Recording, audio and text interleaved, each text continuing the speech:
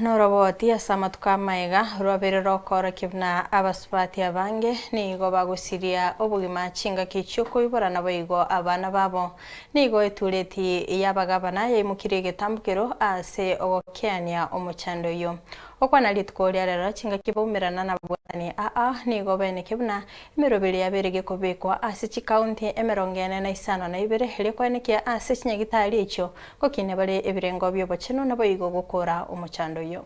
You people, the champions that are seated here, you started small, but we are here to celebrate the big milestones that you've done. Saving lives is not easy. You can imagine all of us seated here, we are a product of someone that went to the delivery room to save us when our mothers were giving birth. Supposing there was negligence, supposing we had people that do not have the calling, where would we be?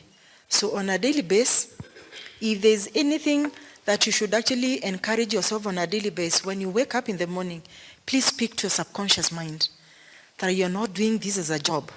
You're doing this as a calling to save humanity.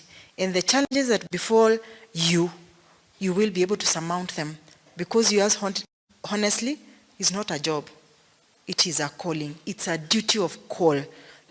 Some leaders are there, but there are some leaders who, beside their title, show us results. They come to the level of the front line and engage with the frontline workers. And once you remove barrier, I think everybody can be able to access to you. Even as a leader, probably you know where we need to go together.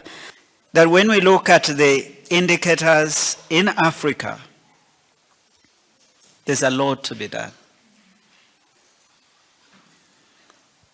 Our leaders made commitments. You go to almost every country in Africa, the target they have for 2030 is almost the same. For maternal deaths, for under 5, for the newborns.